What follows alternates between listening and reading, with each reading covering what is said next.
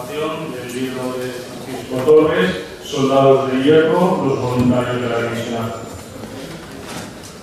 Antes que nada, quiero dar las gracias al Círculo Cultural de los Ejércitos por su hospitalidad, especialmente a su presidente, el general de división Carlos Valverde, y al capitán Rafael Hernández. Quiero dar las gracias por su presencia al vicepresidente de la Hermandad Nacional de la División Azul, Alfonso Pérez de Castro, a los miembros de la mesa por su participación y a todos ustedes por su asistencia. Este libro que presentamos hoy hemos tenido ocasión de llevarlo a otras ciudades de España y en una de ellas, Alicante, ensayamos una, bueno, no sé si novedosa, pero al menos inusual fórmula de presentación de libros, que es hacer una entrevista a los intervinientes en lugar de la sucesión de parlamentos, ¿no?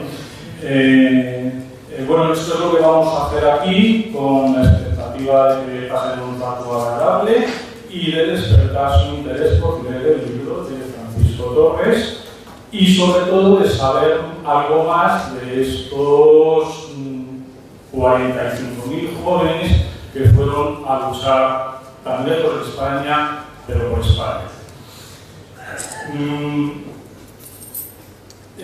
Para ello tenemos en la mesa a Javier García Isaac, que va a ser el conductor del acto.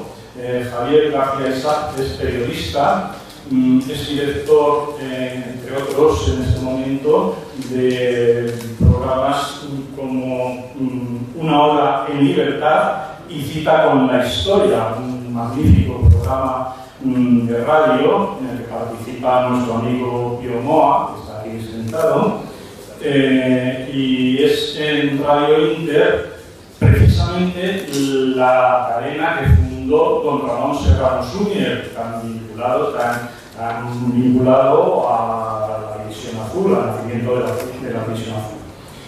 A la izquierda de la mesa se encuentra Carlos Caballero Jurado. Carlos Caballero es historiador, es profesor de historia, es el gran especialista en la historiografía, en la investigación de la División Azul en España. Él ha escrito innumerables libros y artículos sobre la División Azul, entre los que a mí me gustaría destacar dos, que son el Atlas de la División Azul, que es un libro sencillo, pero que es imprescindible para todo el que quiera iniciarse en el conocimiento de la historia de la División Azul. Y también es un libro importante, Morir en Rusia, la batalla de Krasnogorsk. Carlos Caballero, sobre todo, además, yo creo que es importante porque toda la investigación que se hace en España sobre la División Azul pasa por sus manos. Todo el que quiere trabajar sobre la división acude a él en busca de consejo, de asesoramiento, de información, que naturalmente encuentra. Bueno, es un monstruo.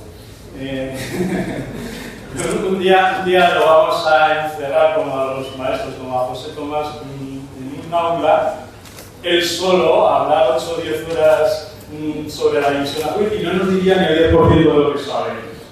Bueno, aquí a mi lado, al extremo de la mesa, está el autor, Francisco Torres, que también es historiador, es profesor de historia, es catedrático de instituto y tampoco es un novato en las lides historiográficas de la División Azul.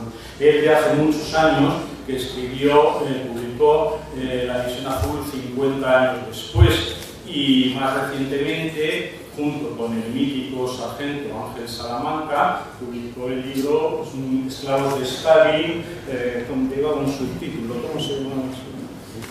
La última batalla de la División Azul. Soldados de Stalin, la última batalla de la División Azul. Bueno, vamos a ver, flanqueando al presentador de este acto está Juan José Sanjarque y José María Blanch.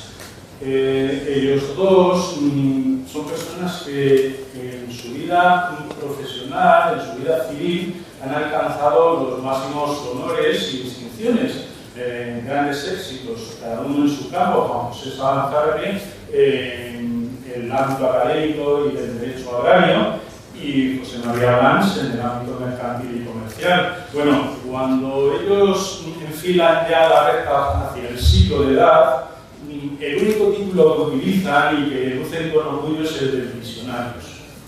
Ellos representan aquí aquellos 45.000 jóvenes, la mejor juventud de España, que fue a luchar y morir a Rusia. Ellos protagonizaron la última gesta heroica del ejército español. Ellos son héroes de España. Yo sé que lo actual o moderno es aplaudir a los cantantes, a los actores, a los deportistas y despreciar a los soldados, pero yo creo que todos nosotros, que nos sentimos orgullosos de ser españoles y nos sentimos orgullosos de ellos, debemos levantarnos y darles una cerrada ovación para que sepan que los admiramos.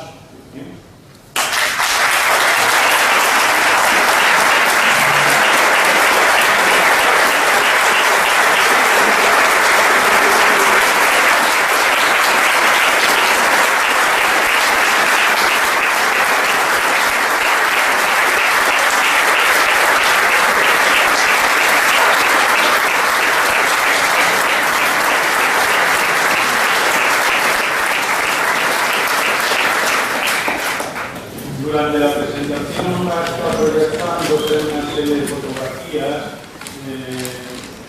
son todas de gente de la región de Murcia, que fue voluntaria de la División Azul, las historias muy interesantes, pero bueno, pues si el autor en su momento quiere comentar alguna, ya lo hará.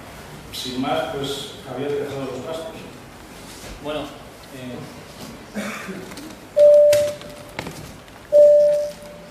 ¿sí? No, ahora sí. Bueno, lo primero, Luis, darte las gracias también a ti, porque eres la persona que conozco que hace honor a su apellido.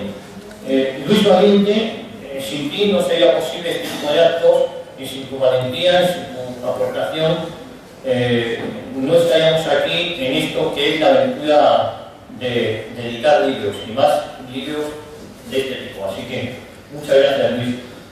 En la hablar de la División Azul, yo creo que qué mejor que las personas que nos acompañan hoy, ¿no? Tanto Francisco Torres como Carlos Caballero, como dos personas que estuvieron allí, ¿no? Como Juan José Sanz y José María Blanch.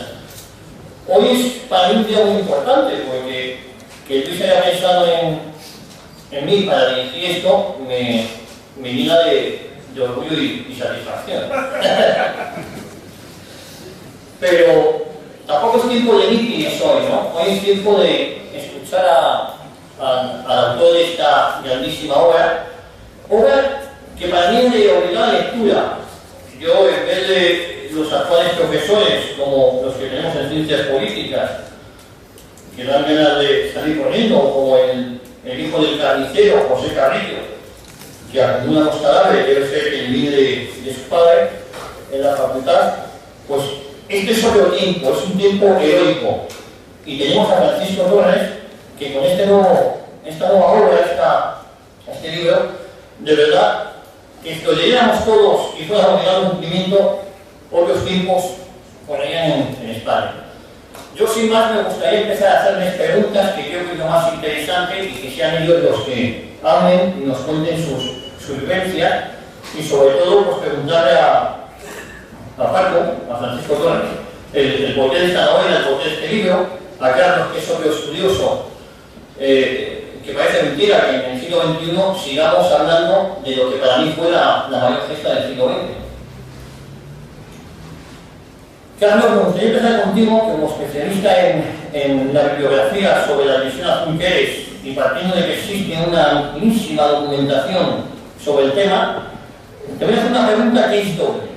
Por un lado, si se puede ser original en esto de la División Azul, ¿y qué lugar ocupa este libro dentro de esta bibliografía? Sí. ¿Se oye? Sí.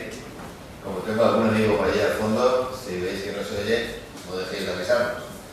Bueno, justamente hoy aquí al llegar dos amigos me han traído para que se firmara un libro que publiqué el año 89, que se llamaba Escritores en las trincheras, donde recopilamos todo lo que hasta ese momento se había publicado sobre la División Azul. Daba para un libro. Desde entonces, pues teníamos que haber publicado 3 o 4 libros, porque se publica muchísimo más. A partir de aquel momento, pensábamos que se acercaba el 50 aniversario de la División Azul, que quizá ya no saliera mucho más. Fue exactamente al revés. Es cuando han empezado a aparecer más obras, ¿no? Las pruebas son estos dos veteranos que nos acompañan. Cada uno nos ha dejado un precioso libro con su experiencia en Rusia. Pero además se ha producido un incremento increíble en el volumen de trabajo historiográfico. Teníamos conocimiento demasiado superficial sobre la división, historias generales, y estamos llegando a un nivel de especialización increíble. Citaba antes el presentador a don Luis Valiente, pues posiblemente muchos de ustedes conozcan el libro sobre los capellanes de la División Azul, un increíble libro de este tamaño, lo cual nos da una idea del nivel de especialización que se está adquiriendo, ¿no? Sí que se puede ser original, porque hay una infinidad de archivos por explorar y por trabajar. ¿Y qué lugar ocupa este libro en esta bibliografía? Como ya es tan amplia, ya tenemos que ir agotando por áreas. Y una de las áreas es el estudio, los que llamamos estudios regionales, ¿no? Coger un grupo de personas para explicar sus motivos de ir a Rusia. Este trabajo, este tipo de dedicación lo inició Juan Negreira hace unos años, precisamente para el 50 aniversario también, pero ahora Paco ha creado la obra que yo creo que es canónica en este sentido, ¿no? No se puede hacer un estudio sobre los 45.000 hombres que estuvieron en Rusia en un solo volumen, pero analizándolos historialmente sí que se puede, y por eso pienso que este es un libro que evidentemente fija el caño absoluto en este tipo de estudios. Luego, es una de las grandes aportaciones a la bibliografía diccionaria. Y solamente queréis decir una cosa, que sigan ahorrando, porque después de este libro van a aparecer otros excelentes libros sobre la División Azul, que hay mucho bueno que está saliendo, y gracias a Dios, mucho bueno que espera por salir. Bueno, la División Azul fueron entre 45.000 y 46.000 voluntarios, y Francisco Torres hace un estudio, si no me equivoco, entre 1.300 y 1.400, que es prácticamente un 2,5. Para que nos hagamos una idea, cuando hay encuestas electorales, se analiza el 0,01%. Con lo cual, el estudio que hace Francisco Torres en este libro es muy exhaustivo. Y ahora vamos a entrar en detalle por qué digo esto. Pero lo primero es, Francisco, ¿qué aporta este estudio para la historia de la División Azul? Bueno, la verdad es que hay varias maneras de enfrentarse a lo que en el fondo es una unidad militar.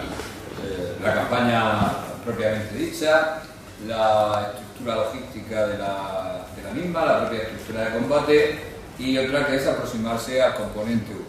Este libro lo que hace es fundamentalmente analizar el componente humano de la División Azul. Como es natural, abordar 45.000 hombres pues es prácticamente imposible, ni tan siquiera con los actuales medios informáticos.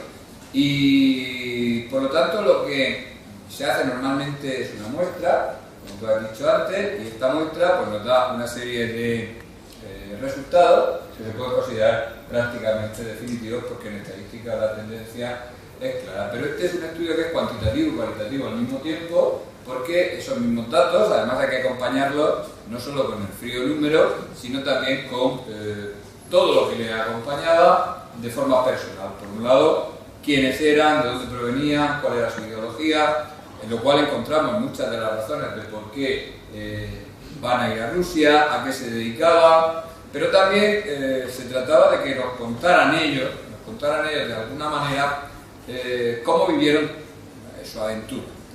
Y para ello, claro, está la trampa de la memoria. El libro tiene una documentación de fuentes orales, más de medio centenar de divisionarios, junto a otros tantos familiares, porque también me interesaba ese aspecto, Pero claro, el paso del tiempo hace juegos y trampas a la memoria, hay personas que cambian naturalmente de pensamiento y por lo tanto a mí lo que me interesaba era saber lo que sucedía en 1941, 1942 o 1943. Y yo he tenido la suerte, y no me canso de repetirlo, que a mí ha venido un importante material de cartas de estos 1000 y pico, 1235 jóvenes que nos van a ir prácticamente contando, tratando esas cartas, diarios privados, cosas que no estaban hechas para ser publicadas y que son de la época, por lo tanto sin contaminación, nos pueden ir contando cómo era su historia y por cuáles eran sus razones, cómo lo vivieron, qué les pasaba desde el frente, cómo eran incluso las relaciones con las novias que habían estado aquí en España.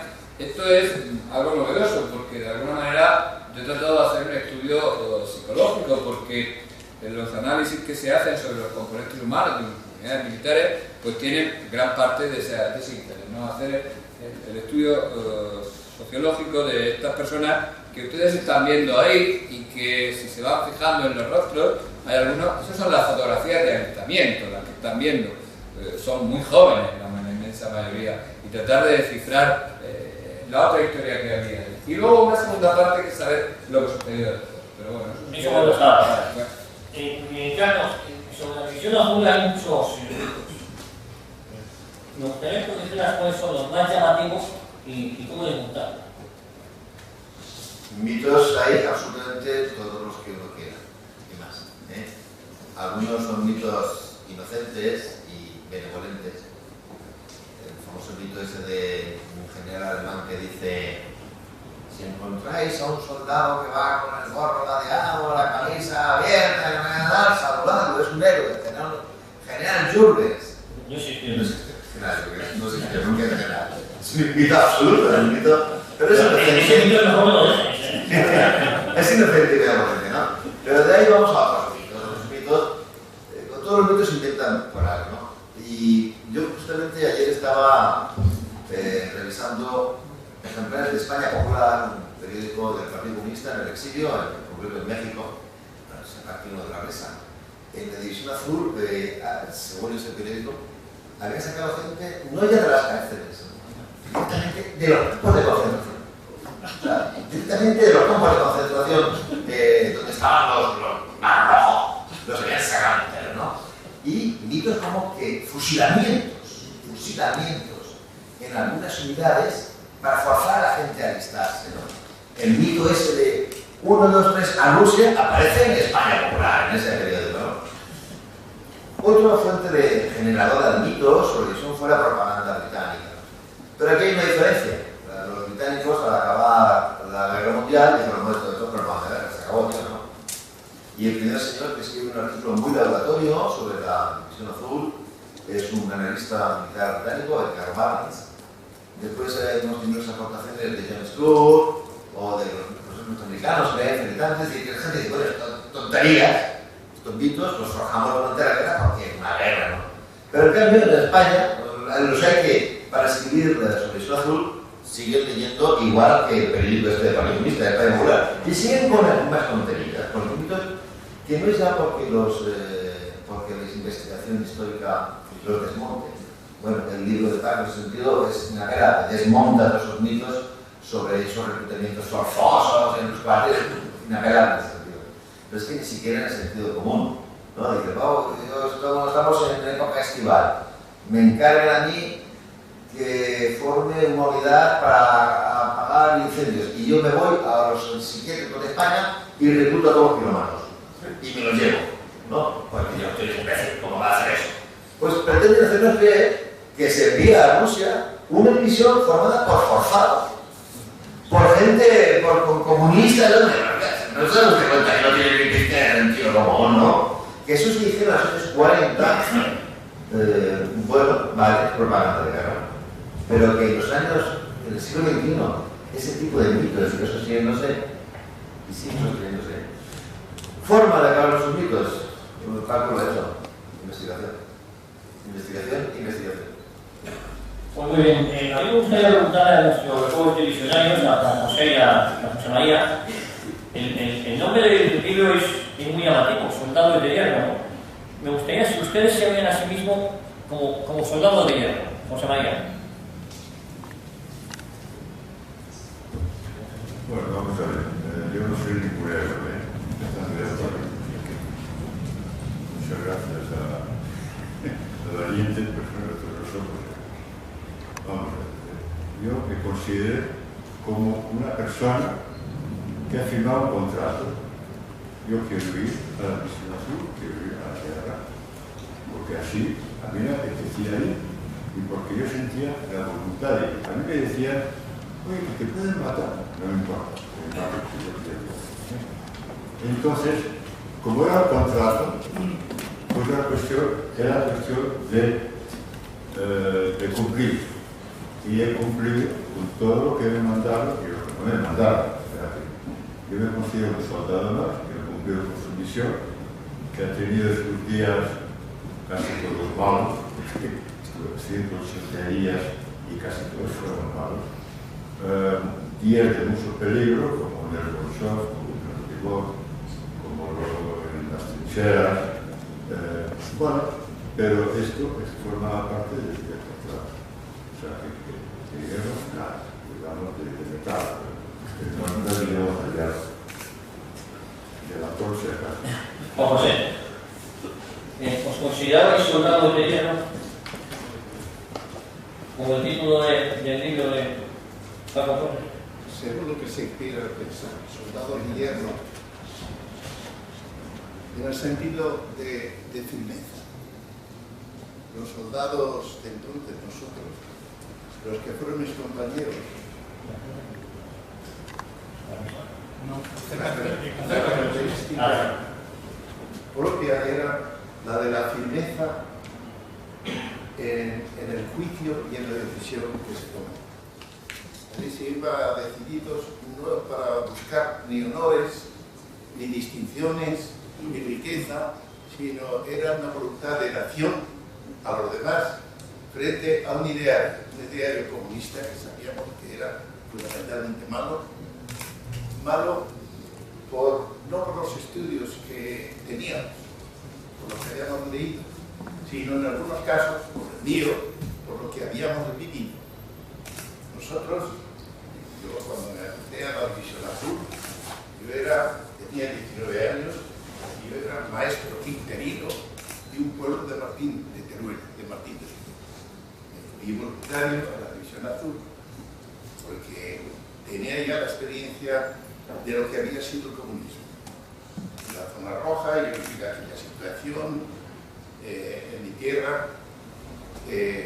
Había leído, había estudiado y entonces no dudé en absoluto de prestarme a la División Azul con voluntariedad, con fines apostólicos, diríamos. Yo no buscaba nada. Estaba ya, si no situado profesionalmente, en esa línea, aunque después de venir me dio la oportunidad de ir a la universidad, de estudiar, ir adelante, y marcó ya toda mi vida de ir adelante. Entonces, ¿cuál fue la llamada de entonces, del motivo? Pues la experiencia que teníamos ya de lo que era el comunismo. Habíamos pasado la zona roja, habíamos visto los saqueos, habíamos visto la muerte de la familia, de los amigos, lo que había vivido parte del frente de Teruel, los muertos, todas esas cosas de niño, bueno, de niño, ya de joven, porque sin ser combatiente en la guerra española, pues había participado en los frentes de Teruel, a los que nos mandaban a recoger munición, a enterrar muertos, a ayudar a la gente, porque vivimos ya aquella experiencia. Entonces, no dudamos en absoluto como un acto de generosidad, de apostolado, de nación al servicio de los demás de España, frente a una idea que nos parecía negativa. Esa fue la razón de ir a la misión. José María, ¿la razón tuya es ese ideario anticomunista? Bueno, sí, 100%. O sea, yo pasé mi infancia en Francia. La guerra civil no la conozco. Cuando volví a España en el 39, pues vi, claro, mi familia vivía en Gerona, en La Roja, por lo tanto, y cuando me empezaron a contar la cantidad de cometido el Frente Popular durante la Guerra Civil. Por ejemplo, usted iba por los pueblos de alrededor de Gerona. Oiga, plaza, qué bonita, ¿y dónde está el pago? No, aquí no hay ningún pago, los han matado a todos, los pagos los mataron a todos. Y los oficiales, ¿qué había? Pues no a todos, los mataron a todos los oficiales. Fulanito de tal que tenía una tienda en la calle Mayor, no, como era rico, como decían que era rico, lo mataron. Y así todo, pues claro. Yo tenía entonces 17 años. ¿Con qué año iba voluntario? A los 17. A los 17 años. No, a los 18, iba a los 18, precisamente por aquí conmigo. Entonces, antes me tuve que afiliar a la falange, porque no dejaban ir a quien quisiera. No. Había que pedir recomendación para ir a la División Azul. Eso es lo que la gente no sabe. En vez de que, como contaba ahora el profesor, que decían que iban a apuntar pistolas, que cosas de historias. No. Había que pedir recomendación. Entonces, la única recomendación que había solamente dos recomendaciones. Una pertenecer al ejército y otra a falange. Cuando se llegaba a Alemania, pues alemanes que había una oficina, donde trabajaba uno quién era, cómo se llamaba, qué motivaciones tenía. Y lo primero que le preguntaba era siempre, ¿ejército o falange? Ahí me acuerdo. Y entonces, bueno, yo lo puse a los 17 años y me alisté.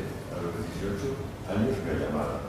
Y estuve en el frente desde el 42 y el 43. Carlos, ¿se podría decir que los combatientes de la División Azul sí fueron soldados de guerra? Suena un poco extraño. Comentaba con don José que este verano pasado, mirando un libro de historia del pueblo de mi esposa, de pronto me lo acuerdo. Porque había un pleito histórico ahí de las tierras, los estados del Duque, en Malagón. Un pleito que se acercaba, se arrastraba 400 años, no es ninguna tontería. Y don Juan José lo desenmarañó y lo recogió. Y fue la alegría que me llevé. Estamos ante una lumbrera del derecho agrario. Y si cualquiera de ustedes lo trata tan solo durante 15 minutos, dice un caballero español. Y cuando dice soldados de hierro, pues te viene a la mente pues, la película de Sargento de Hierro con Clint Eastwood, una banda de locos disparatados, dementes, endurecidos ahí. Dices, no es así, ¿no? Es un caballero. Lástima, algo siempre me hace venir una trampa, y es que se viene una imagen que se llenó. Bueno, quería haberlas traído una imagen, un documento que me facilitó el sabe quién es, en una feria de su compañía, Faustino Ferrer, me lo facilitó uno de sus familiares, para ponerlo ahí. Es la lista táctica de su compañía. Te dan más claro, ¿no? Es preguntante. El alférez se tomó la molestia de ir anotando ahí.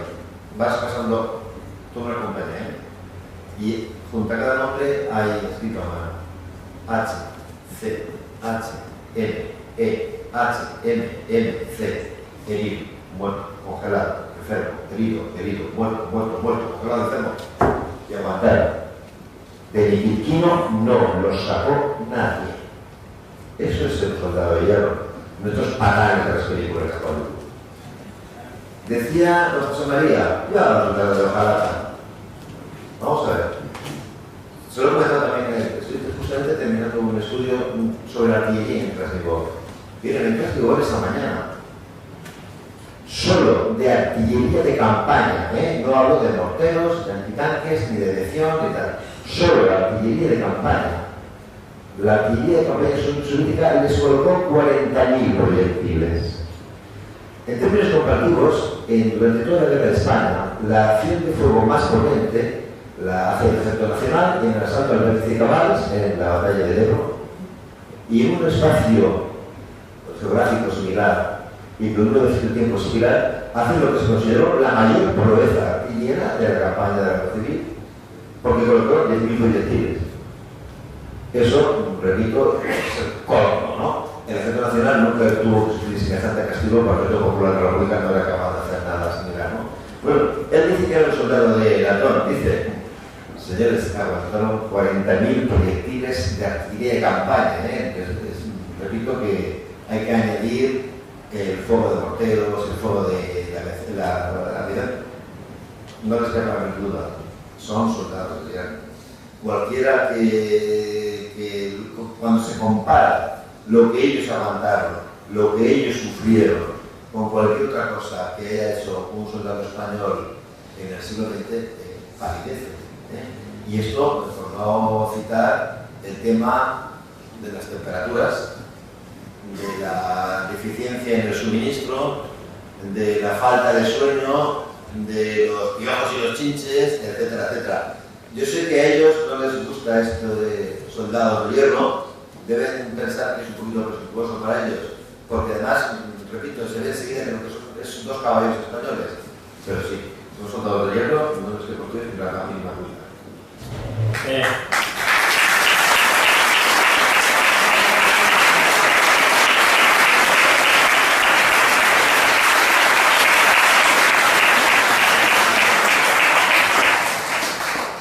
Se habla de soldados de hierro, al hilo de lo que comentaba Carlos Caballero, pero también se ha hablado de retaguardia de hierro y de lágrimas. ¿Qué nos quieres decir con tu libro? Yo sé que en tu libro hay dos capítulos que son muy duros, que es el precio de la aventura y la retaguardia. Sí, hay, para ser un soldado de hierro, casi como al hombre de hojalata del mago de Oz, ¿no? Si lloraba, se oxidaba. Hay una parte, más dura aún si cabe, que los combates y que a veces se olvida. Se olvida ayer lo que pasaba a 3.000 kilómetros de distancia. Es decir, cómo ellos contaban lo que les estaba pasando, cómo se le escribe al padre, al hermano, que ha fallecido o ha muerto en combate, camarada con el que salieron, cómo se le dice a una novia que le están llegando las cartas todos los días que no va a volver. Es decir, todas estas cosas son esas lágrimas que aparecen en el libro. Cómo ellos luego cuando vuelven, porque la División Azul fue una cosa, bueno, surgió espontáneamente, después se convirtió en una unidad del ejército español, pero como ha dicho Gloria, cuando acabaron el contrato, se acabó. Era una relación contractual con el ejército español y una vez que aquello acabó, pues, había muchos problemas de quienes habían vuelto con enfermedades, congelaciones, heridas, quienes habían perdido un familiar, a los que obligaron a volver a hacerla. Y después de pasarse año y medio en el frente de combate, todas estas cosas de alguna manera, cuando se vive en la distancia, hay que ser un poco ese soldado de hierro. Yo voy a contar dos anécdotas. Un chico al que le han matado a sus padres en la guerra, quedan él y la hermana. Él naturalmente se va a la División Azul con el novio, deja a la novia, bueno, la novia, el hermano de la novia, el hermano de el novio de su hermano. Y bueno, pues él muere allí, ¿no? Pues le escriben que ha muerto a la hermana y a la novia y tratan de que vuelva el otro que se ha quedado allí. El otro no quiere volver, naturalmente. Hay unas cartas, vamos a ver, en el libro esta serie de cosas. Bueno, pues estas cosas hay que ser un soldado de hierro. Yo en ese sentido, esa parte me parece que es la más novedosa del libro, porque eso naturalmente no se ha tratado. Pertenece muchas veces al ámbito de la intimidad. Yo, si me permite, el libro está hecho con esa infinidad de cartas. Miren ustedes cómo tiene que ser un soldado de este tipo. A ver si encuentro yo la carta. Este es un falangista, le escribe a Pilar Primo de Rivera y le dice: distinguida camarada, desde estas apartadas y frías regiones esteparias, con el máximo respeto y disciplina, solicito de ti un señaladísimo favor de un falangista de la vieja guardia. No es como historial político, he cumplido siempre con mi deber y me conformo con la aprobación de mi conciencia por los actos realizados al servicio de mi patria. El favor que pido es simplemente particular, de camarada a camarada. Hoy mi casa atraviesa por una situación un tanto crítica debido a los gastos que se tienen que hacer proporcionando medicinas y honorarios de especialista para mi madre, que de una manera alarmante va perdiendo la vista. Todos los especialistas que la han examinado coinciden en que si no se la atiende debidamente, perderá la vista en su totalidad. Soy un hijo que quiere a su madre tanto como el hijo que más pueda querer a la suya. Yo, involuntariamente, creo que soy la causa de su estado. Ha sufrido la pobre mucho con mis persecuciones, encarcelamientos, heridas, y ahora el paraíso terrenal soviético. Los médicos diagnostican atrofia de los nervios ópticos en particular y del sistema nervioso en general. Mi padre ha intentado varias veces cobrar las dietas que como voluntario legítimamente le corresponden. Hasta la fecha no ha podido lograrlo. No sé por qué, pero no ha podido. Somos de condición muy modesta, pero nunca hubiéramos intentado cobrar esas dietas por verificar un acto que por mi manera de pensar es un deber de español y falangista. Hoy por hoy intentaría hasta pedir limosna si fuera preciso. Creo que comprenderás el estado de ánimo que me dejaron tras las cartas consecutivas en las cuales me comunicaban esta triste noticia.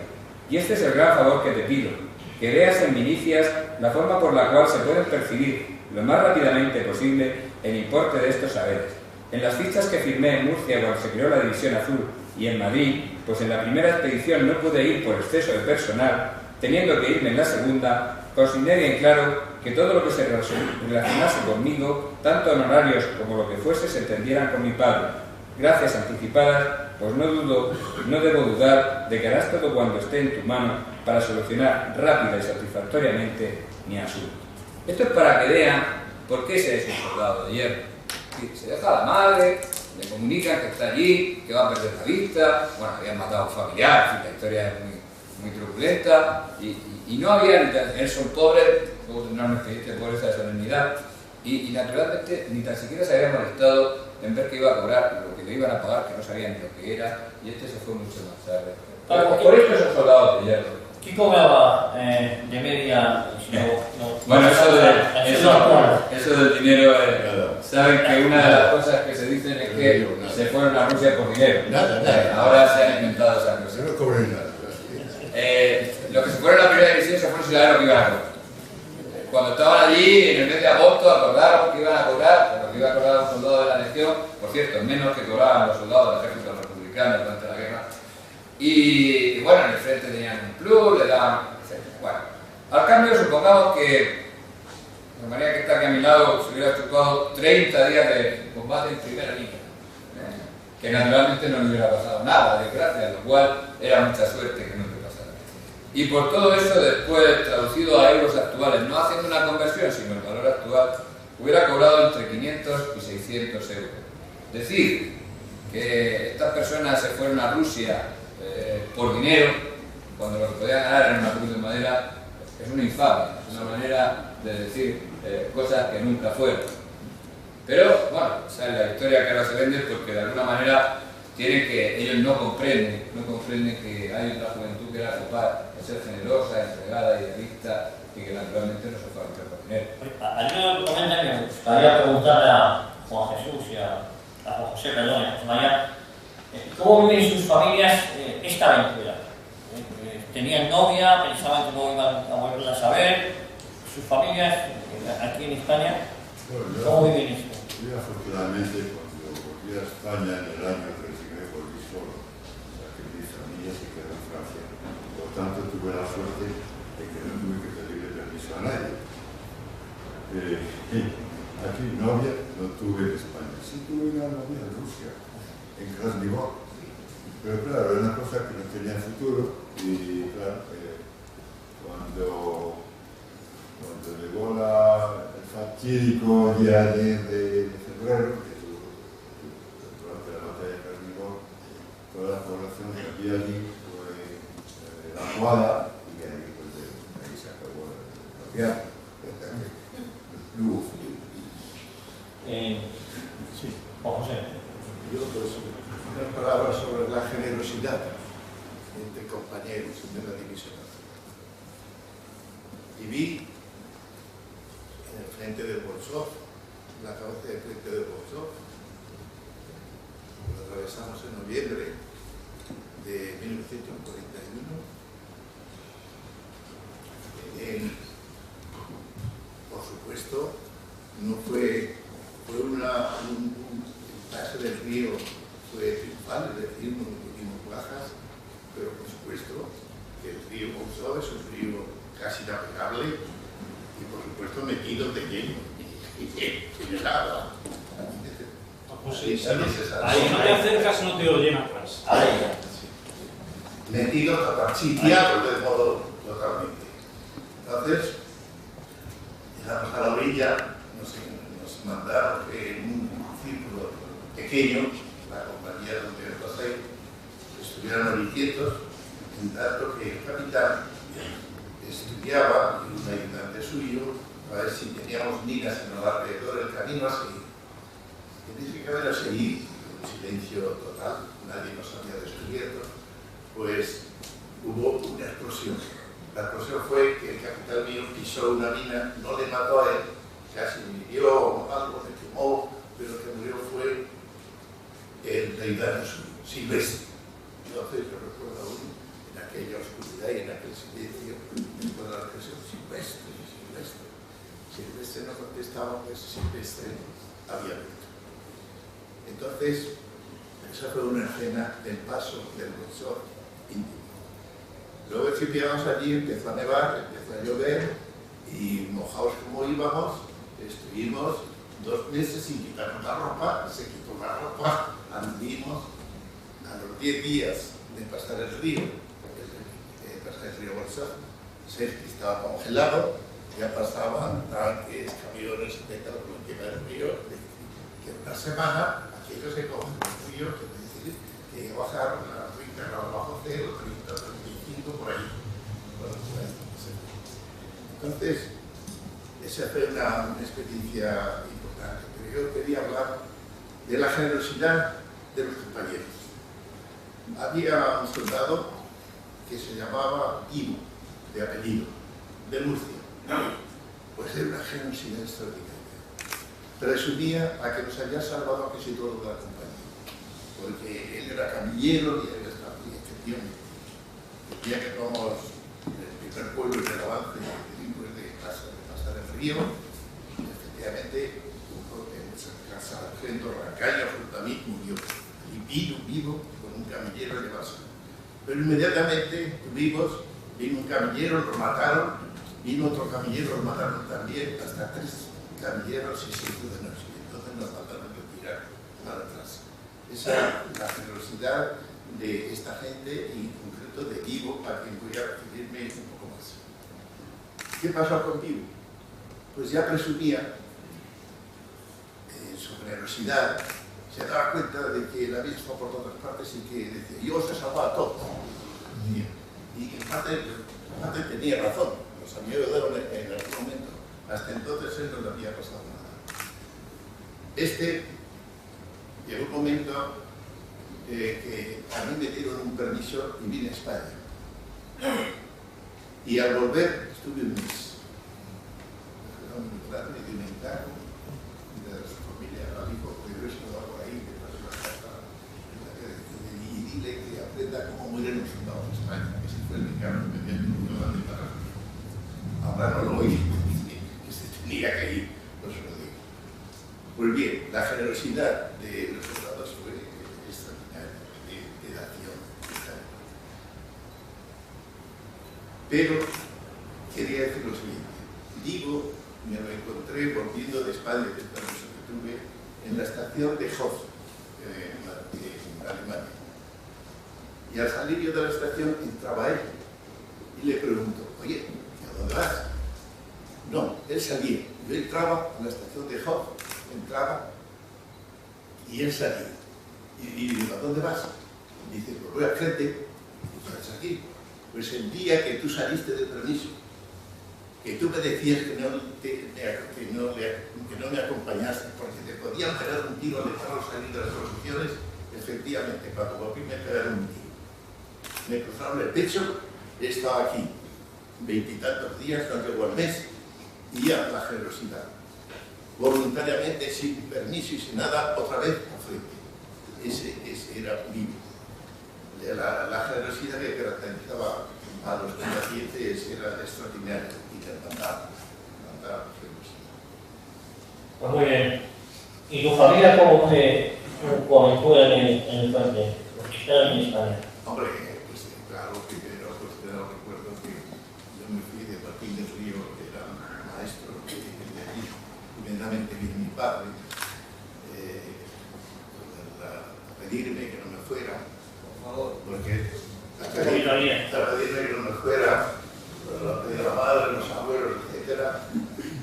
Pero me dijo, pero sé que te has hecho. Y yo me iría con esa figura. Yo quería contigo, tengo una fotografía de tu día. Pero las obligaciones familiares están, y no me doy, pero sí que nos pedían. Nos despedimos, esa fue la cosa más. Y allí fue una suerte, no pasó nada. Pero claro, en mi unidad de compañía, pues, salimos por nuestro pie de toda la compañía en Picino, abogado que ocupamos a la derecha, a la izquierda del río Mozo, más abajo, a la derecha del río Mozo, y quedamos, pues salimos de la compañía treintaños por nuestros pies de todas las compañías. Carlos, ¿te sintió un tipo único de diccionario? Bueno, como antes me contabas con los mitos, hay muchas formas de intentar desvirtuar el episodio de la Revolución Azul. Una es incurrir en una especie de, vamos a llamar así, nominalismo, ¿no? Bueno, la Revolución Azul, cada uno fue por lo que fue, hay 40.000 razones, tantas como voluntarios. La verdad es que eso, al final, lo que produce es un efecto de desdibujar el fenómeno, ¿no? Como si aquello es una especie de viaje turístico en el que cada uno se apunta por un motivo, ¿no? No nos sirve un tipo bonito. Por supuesto, hay variantes al modelo, ¿no? Hay quien tiene una ideología específicamente, muy arregladamente, muy pronunciadamente marxista, y está el que es simplemente anticomunista. Está el señor que tiene una gran vocación militar, que tiene sentimientos muy patrióticos y que gusta la vida castrense. Sí, hay ciertos matices, pero yo sí que creo que hay un modelo único de diccionario, porque responde a un fenómeno único. Y es que España ha pasado por una experiencia que es la que muchos quieren ocultar, y es que el gobierno del Frente Popular ha sido una experiencia desastrosa, por sus proyectos de balcanización del país, de arrasar con nuestras tradiciones culturales, por no citar el episodio más sangrante, que lo comentaba él, de los asesinatos, las quemas, las incautaciones, las prisiones, las palizas, ¿no? Entonces, yo creo que sí que hay un modelo único de diccionario con muchos matices, eso sí. Todos son voluntarios, todos son anticomunistas y patriotas, después puede haber ciertas variantes en las ideologías, todos evidentemente tienen un componente de aventureros. Bueno, ¿quién se va a pegar tiros en libros de la casa sin que tenga un punto de aventurero? Seguro que hay mucha gente que tenía que compartir con ellos ideas anticomunistas y tal, pero que decía, oye, que se está muy bien que se te haga mamá, ¿no? O sea que yo sí que creo que hay un modelo único, un modelo básico con bastantes matices, ¿no? Y establecer esta tipología de seres humanos es posiblemente una de las grandes aportaciones del libro que os hablo de aquí. Luego, yo creo en un modelo básico común, no es ese mito de 40.000 razones distintas, ¿no? Eso está intentando ocultarnos la razón fundamental. Juan José quería... Sí, yo quería enfatizar algo. Mira, en mi diario, como ya he dicho, yo era maestro en la Después tenía 19 años y 20 entonces mismo. Y había aprendido algo esa que decía entonces, el comunismo es intrínsecamente perverso. La idea anticomunista es principalmente anima que el comunismo es intrínsecamente perverso, y lo sabíamos por la doctrina, y en mi caso por las experiencias que habíamos vivido en año y medio al iniciar la guerra civil, en Zona Roja, en Aragón, hasta la liberación en el 38, participamos también en la conquista de Aragón. Y fue ese el movimiento. El comunismo es intrínsecamente perverso. Esa es la idea anticomunista. Paco, has tratado de fundamentar mediante el recurso a la estadística esos tipos de divisionarios que comentaba Carlos, ¿no? ¿Cuál es el resultado? Y sobre todo en la contraportada nos dices que estamos ante un estudio antropológico o psicológico.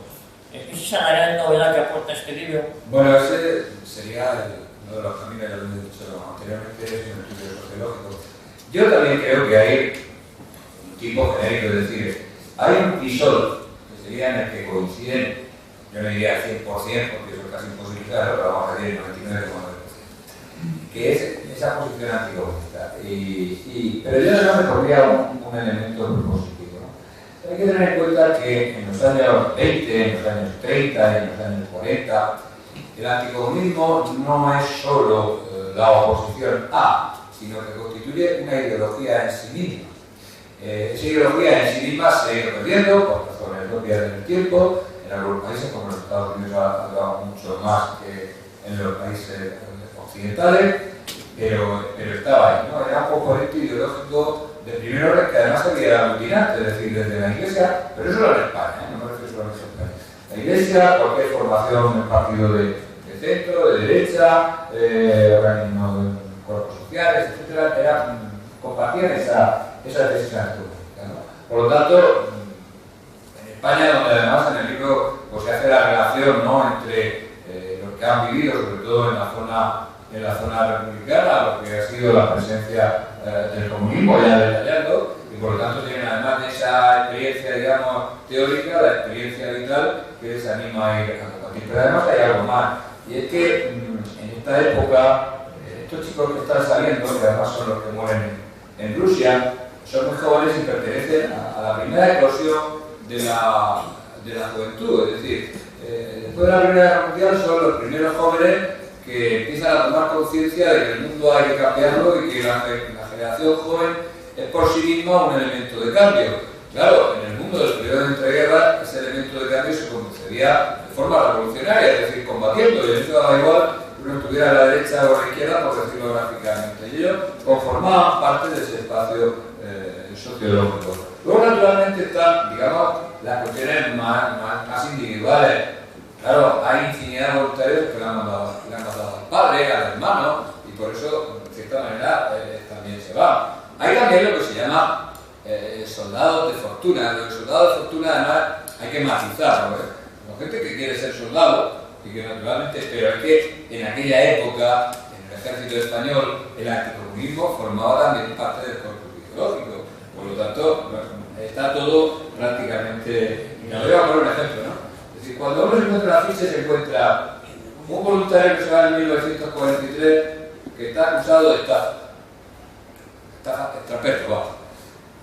Usted se va huyendo de la justicia.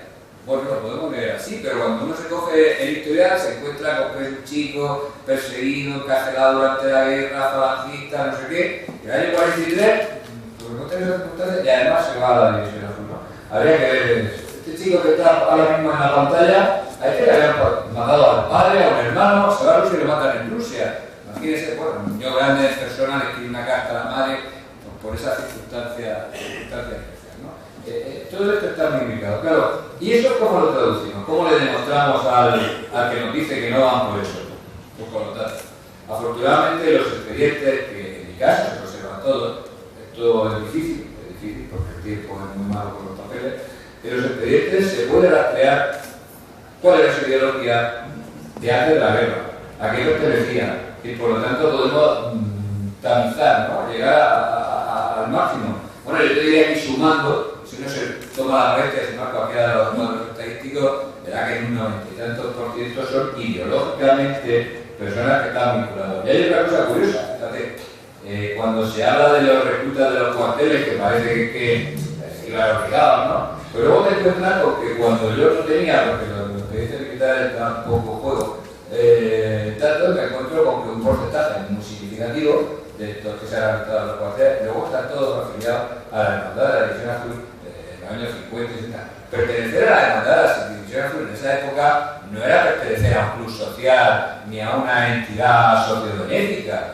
implicaba un planteamiento y un posicionamiento político, y además muy claro y determinado, por lo tanto, de sintonía con los ideales, ¿no? Y esto es algo que en el libro se precisa.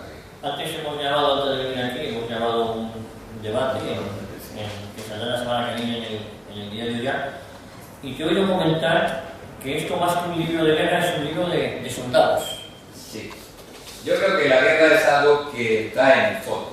En el fondo del libro, sí que brevemente, de forma muy sintética, pues se realiza la campaña para que el lector no se pierda. No, este es el libro de los soldados. Son los soldados los que nos cuentan cómo van viviendo en primera persona esa guerra, es decir, qué sentimientos tienen. Incluso hay cartas en las cuales dice uno de los voluntarios, el libro tiene muchas páginas, yo tengo una memoria, pero bueno, las páginas están, ¿no? Hay un soldado que escribe a su casa y dice, yo me pregunto si no estoy más cerca del otro soldado que está enfrente, que también tiene una novia y una madre, que en el fondo está luchando, pues seamos enemigos, por su patria, que de aquellos que se han quedado en España y no han venido por razones diversas, ¿no? Este tipo de reflexiones que muchas veces se hacen y que están ahí, o uno que, bueno, con José estuvieron en un Miquino, primero estuvieron más para esposar, aquello era un infierno. Ayer donde perecieron la mayoría la mitad de los caídos, de los 100 y pico caídos que aparecen aquí, y uno de los que sale vivo dice, lo primero que dice, escribe, es pensar, había hielo, ¿no? Medio hielo. Dice que en cuanto pudiera el hielo se fuera, floreciera la primera flor y hubiera tierra, me lanzaría contra ella a pisarla para pesar esta tierra maldita por la que habían muerto mis compañeros, ¿no? Estas cosas son las que te va contando el libro, que creo que es otra manera de ver la guerra, ¿no? Para la campaña militar, yo les recomiendo enseñar el libro de Carlos, que está mucho más experto en esas cosas. Bueno, hablamos de soldados, yo quería preguntar a nuestros soldados que nos acompañan, a José María y a Juan José, ¿cómo fue su guerra? Mira, me va a permitir antes, porque está saliendo estas imágenes, que les cuente una cosa, porque está en relación. Están viendo esos dos soldados que eran sus hermanos, al pequeño no le dejó ir, habían estado en la cárcel durante la guerra, se van a Rusia, los dos vuelven heridos, se casan el mismo día, con el uniforme naturalmente, las condecoraciones, etc. Él había vuelto herido de Rusia, va a morir a los 2 años de estar aquí y deja una niña muy pequeña que prácticamente, naturalmente, no conoció a sus padres, ya quiso darme. Estos no, son detalles porque naturalmente este tipo de fotografías no se suelen hacer, ¿no? Y ella ha guardado siempre el recuerdo de ese padre que nunca vio por culpa, pero sin ningún tipo de resentimiento, ¿no? Le sigue uniendo la División Azul a ella. José María. Bueno, pues vamos a ver, yo estuve 18 meses, como dije antes. Primero estuve en el Bolshoi. Allí vivíamos en tiendas de campaña, había mucho barro, que era el verano, el 42, había mucho barro, había muchos mosquitos. Por la noche no se dormía porque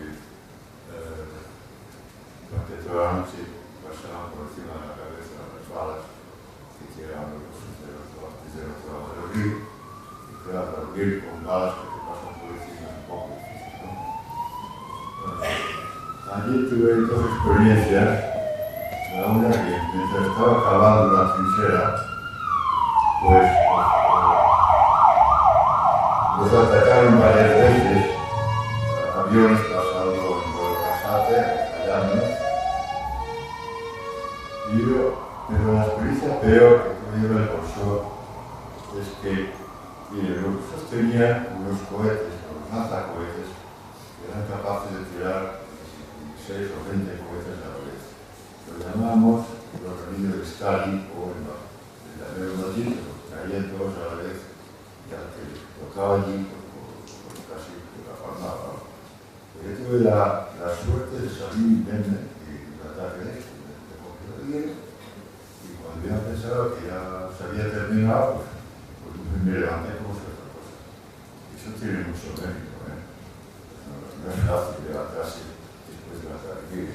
Al escritor alemán, Günter Grass, el que era el tambor de Santiago Barata, que se alistó a las SS al final de la guerra y cogió un ataque de un mortero de estos que lo mandó al hospital enseguida, pero luego tuvo la suerte de que estuvo en la zona americana, normal para él. Luego, cuando estrenaron de frente, a mí me tocó el día más, digamos, vamos a decirlo claramente, más glorioso de la división azul, que es el 10 de febrero del año 1943, cuando el profesor Carlos Caballero Jurado,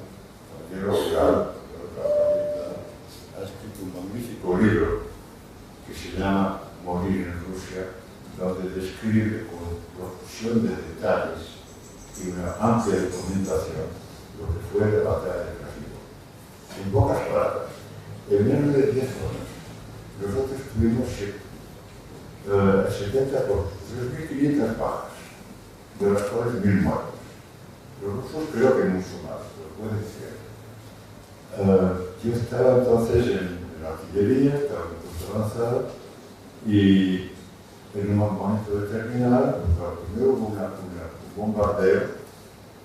Yo salía a ver qué pasaba, estaba en un búnker, salía a ver qué pasaba, y hubo un bombardeo muy fuerte, pero donde más fuerte era las trincheras. Era imposible que después de un bombardeo de esa envergadura durante más de 2 horas hubiera podido quedar alguien en las trincheras. Bueno, pues así fue, porque a las 2 horas y pico se abrió una gran brecha y entonces por aquí se metieron los tanques, un centenar de tanques, y la infantería rusa, ¿no? Y entonces yo estaba en el puesto de mando, estábamos ahí todos los soldados de la Plana Mayor, y vimos cómo los rusos avanzaban delante de nosotros había un llano de unos 300 metros todo cubierto de nieve, y avanzaban en largas hileras hacia nosotros. Entonces, como aquello no era defendible, no había trincheras para determinar las muertes de ahí se retiraron. Pero yo me quedé con los 4 voluntarios para retener la primera oleada durante siquiera unos minutos y dar tiempo a mis compañeros que se fueran. Bueno, el reportaje los dejamos llegar, muy cerca, estamos, digamos, 15 metros, y empezamos a dispararles. Como no nos veían, pues fue una sorpresa total, y ahí pues, se formó un revuelo muy grande, tuvieron que retroceder, pero luego nos atacaron por los flancos, tiraron bombas de mano, tuvimos ahí muertos, estaban a dormir, de paso, una bala por el frente, claro. Y entonces cuando quedamos solo 2, pues decidimos que bueno, era mejor tratar de salvar la vida. Pero claro, era una posibilidad sobre 100, porque para salvar la vida había que correr hacia atrás y cruzar un espacio de unos 100 metros completamente nevado, y llegar a un bosque donde más o menos ya no te veían.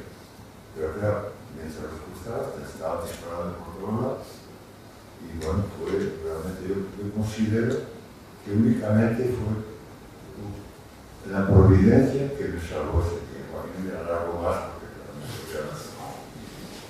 Ya, como experto en la historia de la división azul, ¿fue tan brillante la campaña de nuestros soldados ahí? Lo que no podemos hacer es tampoco que haya otro tipo de niños, me explico. Una división de infantería, que es una división de infantería. No podemos decir, es que yo, mire, si hubiera sido una división acorazada, etcétera, etcétera, hubiera estado más tiempo en el frente. Lo que sí que está clarísimo, y eso es inapelable, es que durante su existencia cumplió de una manera perfecta todas las misiones que nos comentaron. Si comparas, que digo yo, con la primera división lanzada de estandarte, pues hombre, no es lo mismo, pues no. Comparas con la primera división de paracaidistas en Creta, pues no.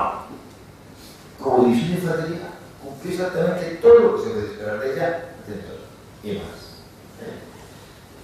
Ya habéis visto que si tienen un defecto,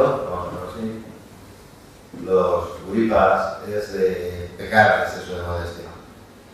Un gran divisionario, Tomás Salvador, escribió una frase muy bonita, decía, hicimos pocas cosas importantes, pero las hicimos bien. Efectivamente, eso es lo que pasa con esa división azul. No es una división de infantería, no va a cambiar el curso de la guerra. Es una división de infantería con un sector de división de infantería. ¿No? Pero yo voy a poner un ejemplo de historia contrafactual. Se ha hecho el cruce de Volhov, que ha estado nuestro amigo Juan José. La ofensiva ha fracasado, las tropas de la Wehrmacht vuelven al río Volhov y en enero el frente del Grupo de Centros Norte se rompe. Se rompe al norte de la división española por el sector Portugal a 126, Termes, Villanueva, y se rompe al sur de la división española, ya en la ribera meridional de Lille, en la zona de Esparta, y uno coge el mapa y mira y dice, anda, ¿y por qué no atacan? ¿Dónde estamos en las? Los que atacaron al norte se metieron en aquel berenjenal de las grandes zonas lacustres de Formosa, Masa, que aquí se convirtió en un infierno para ellos, una trampa para ellos absoluta. Y los que atacaron al sur también. ¿Por qué no atacan en la zona donde están los españoles? No es porque estuvieran lejos del objetivo. Hay un objetivo fantástico que era Novgorod, Berlín y Novgorod, con excelentes comunicaciones, un eje estratégico de comunicaciones, con zonas para asentar a las unidades que pasaran, no meterse en aquel infierno de lagunas que fue el cruce de Volhov. Y no les pillaba lejos, porque Novgorod es la primera capital histórica de Rusia. Si usted ha visto, el monumento, el milenario de Rusia tiene ahí su monumento. De hecho, los soviéticos nunca se apartaron de Novgorod, no querían apartarse de lo que era un histórico de Rusia. ¿Pero por qué no atacaron allí? Pues mire, muy sencillo, porque estaban los españoles. Porque de todas las operaciones que hacen de tanteo a lo largo del mes de diciembre, la somanta de palos que les meten los españoles, que atentos, que acaban de regresar de experiencias tan dramáticas como Miguel Quino o Posada, ahora sí tienen tan enlacerado espíritu de combate que el mando se dice, no, mira, esto no, o para arriba o para abajo. Cierto, donde más interesaría es cuando estamos los españoles. Y de hecho, en la fase B de la operación del Cruz de Volhov, son bajar por la carretera y por Perece para acercar a los españoles. Pero de frente, no se vuelve. Y vamos al otro gran combate que tenemos aquí a nuestro amigo, señor Naxamen. Bueno, están aquí, este es el lugar clave, por ahí tenemos que pasar. Bueno, ¿y qué es lo que consiguen? 2 kilómetros. 2 kilómetros. Han hecho un derroche de medios, de artillería, de carros de combate. Porque, como seguimos sin conocer en realidad la historia de la división, los libros nos cuentan sí que hay unos 100 carros de combate en la torre esta mañana. Lo que nunca nos vamos a mirar es cuántos hay el día siguiente y cuántos hay después. Y es que 2 meses después hay 200 carros de combate. Es decir, me refiero que había previsto la explotación de la ruptura, porque los españoles creían ellos que se iban a hundir, pensaban que iban a ocurrir como con los rumanos y sus tenían en el frente. No. Entonces, repito, no tenemos por qué exagerar, no, ¡ahora qué joder división! No. Es una división de infantería. Pero que todo lo que tuvo que hacer luce estupendísimamente, mucho mejor de lo que se podía exigir, humanamente exigir, eso sí que es cierto. Bueno, el libro cuenta, Francisco, muchas vivencias del día a día que cuando nos han contado hoy, tanto con José como José María. Mucho de qué comieron, los peores momentos por los que pasaron. También hay una cosa que por primera vez se aborda en profundidad, que es lo que podemos llamar el día después. Lo que sucedió con los divisionarios, los que defendieron en política su vuelta, ¿cómo fue esa vuelta? Bueno, sí, yo quería un poco, bueno, afortunadamente todavía están con nosotros, pero una gran parte de ellos, por razón biológica, han ido desapareciendo, y digamos que su presencia en la vida pública española ha sido importante, tanto desde el vista político en algunos casos como desde el punto de vista social. Hay que tener en cuenta que un porcentaje muy alto de visionarios eran estudiantes en los años 40 o maestros. Yo tengo un alto número de maestros que además en muchos casos habían aprobado ese año la oposición y 6 meses después hubo una norma especial del ministerio diciendo que les iban a guardar la ventaja, que mandan narices cuando dicen que naturalmente se iban por cuestiones crematísticas, ¿no? Entonces, ¿qué sucede con ellos cuando vuelven? Claro, quienes estaban estudiando en la universidad o estaban en los últimos años, pues claro, durante la guerra civil no hubo universidad, mucho menos en la zona roja, pues naturalmente muchos gobiernos de estudios desarrollaron carreras profesionales importantes, porque, he dicho, había médicos, estudiantes de medicina, gente que tenía mucho peso social, catedráticos, etc. Pero una gran parte de la división también estaba compuesta por personas de religión, como antes decía. Es decir, ese mito de que naturalmente los falangistas eran unos señoritos, las derechas pertenecían a una especie de estrato social determinado, no es cierto, y aquí se demuestra en el análisis sociológico de estos jóvenes. Muchos de ellos no tenían ningún tipo de estudio, más allá de que fuera en la época, por lo tanto cuando volvieron, ya habían pasado, pues claro, te das cuenta, 3 años de guerra civil, uno que me coloco, me voy a Rusia, vuelvo, 5 y alguno encima le hacen hacer la mili o lo que le queda de mili, pues ha pasado 6-7 años, los que no pueden estudiar durante la guerra, es decir, ya tienen 20 y tantos años, o 28 años, en la época eso ya es mucha edad, no es como ahora, y no tienen ningún tipo de estudio, entonces hay que buscarles algún tipo de consideración. Una de las cosas que hizo la hermandad fue luchar porque se les diera a estas personas, por ejemplo, un título de formación profesional, sería el equivalente, que esto fue gestionado por las hermandades, pero había gente que ni tan siquiera lo aceptaba, ¿no? Yo tengo un recuerdo de un divisionario, bajista, era Limpiabota. Se fue siguiendo Limpiabota. Cuando volvió le ofrecieron naturalmente pues, colocarle donde le podían colocar, pues, naturalmente de conserje, ordenanza, una cosa así. No era ninguna bicoca como alguien pudiera pensar, y además esto no era por parte del Estado, era una cosa discrecional, dependía muchas veces no de quien estuviera en el cargo en ese momento. Y cuando le ofrecieron ese proceso, no, que se fue a Rusia con un limpiabota y que había vuelto para ser limpiabota. Luego está la parte más dura, claro, casi todos ellos rehicieron sus vidas, pero luego está la de aquellos que pues, habían vuelto mutilados, habían vuelto con heridas que acortaron su vida significativamente. Yo siempre digo una muy típica que es el reuma en el corazón, una enfermedad derivada del frío, con problemas de visión, con congelaciones, etcétera, que acortaron su vida.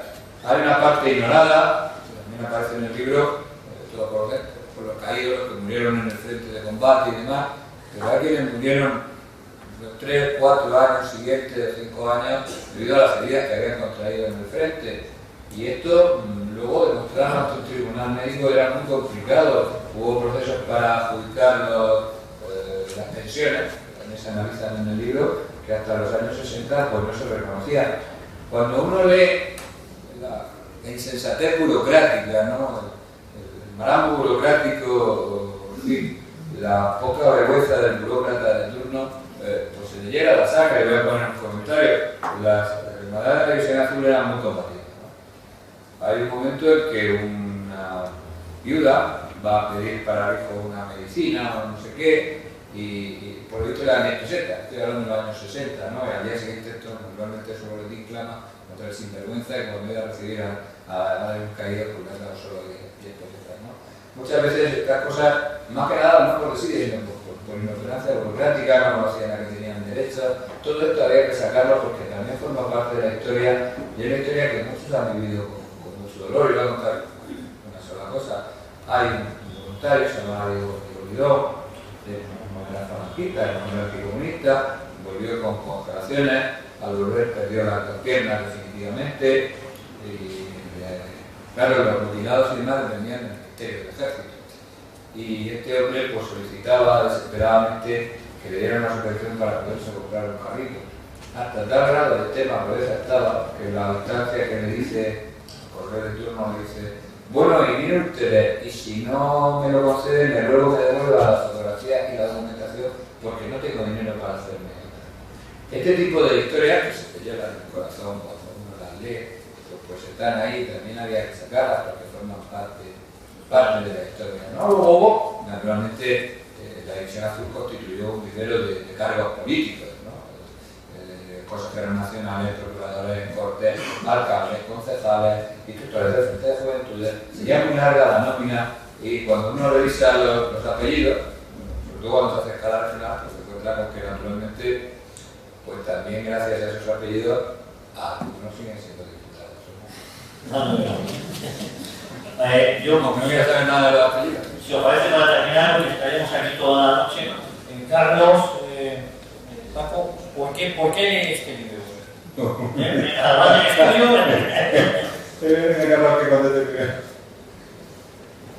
La parte mala la pone en el principio del libro, porque yo estudiando las tasas de escribía, hasta que lo terminó. Yo a Paco lo conozco de hace muchísimos años, en el primer libro suyo, que es de la última de años después, en la colaboración, que de tal, y yo tengo que ser el tío más pesado del mundo, y ya luego me digo: si tú sabes esto, ¿por qué no escribes sobre esto? Al final, la gente, por no escucharme, pues es capaz de escribir un libro. Digamos que esto ha formado parte de mi vida, ya de hecho 50 años, estamos 70 de 20 años, cuando 70 de más de 20 años. Por lo tanto ya se me sale. El principio de este libro tiene su curiosidad, en medicina de grado, licenciatura de la Universidad de Murcia, allá por el año 86. Naturalmente me decían: pero tú no estás viendo la cabeza, te van a suspender, de manera natural. En el año 86, un loco que se le ocurre hacer una tesis de licenciatura sobre la División Azul para no poner la mano, porque se le puesto la mano y había problemas, naturalmente. Afortunadamente me dieron la máxima calificación. Siempre cuento como anécdota que la directora tesica, que creo que no se había leído, dijo: bueno, yo no estoy de acuerdo con nada de lo que dicen aquí, lo cual era muy gordo allí, no sabía dónde meterse, pero bueno, anécdota a un lado. Después eso se quedó ahí un poco, ¿no? Se ha quedado siempre ahí. Yo seguía guardando documentaciones, casi la obra de media vida, ¿no? Ir recuperando estos testimonios, porque yo les recomendaría que la leyeran, porque yo solo lo he transcrito casi, no diría, porque los que hablan son ellos, y lo digo al final, ¿no? Este es un libro de héroes sencillos, no son soldados de hierro, porque los muy valientes se han preocupado que llaman soldados de hierro, esa es la verdad.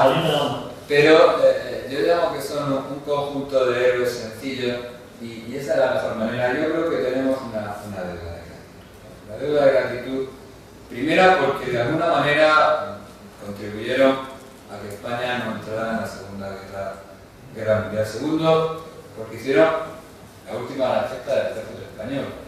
Tercero, porque yo creo que hay que aplaudir a nuestros héroes, que la mejor manera de evitar los problemas que adolecen a nuestra patria de falta de identidad es precisamente porque ha olvidado a sus héroes, porque ya no se enseña. Yo soy profesor de historia, cualquier libro que ustedes cojan verán que no aparece un héroe. No hay héroe. Y cuando no hay héroe no se hace nada. Por lo tanto, la mejor manera para la patria es con este tipo de libros. Bueno, ¿qué os parece? Dar las gracias a Don Luis Valiente, a Carlos Caballero, a Paco Torres, sobre todo a José Sanzárquez, a José María Blanch. También agradecer la labor que está haciendo la Fundación de la División Azul, manteniendo ese espíritu y esa llama. Yo invito a todo el mundo a conocer el Museo de la Fundación, recordar el programa de historia, África con la historia, que lo hago mucho con Pío Moa, que está aquí, donde se tratan este tipo de temas para que no se olviden.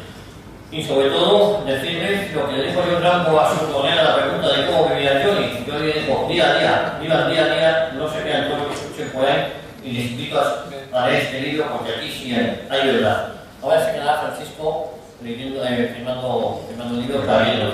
Muchísimas gracias por haber venido a todos.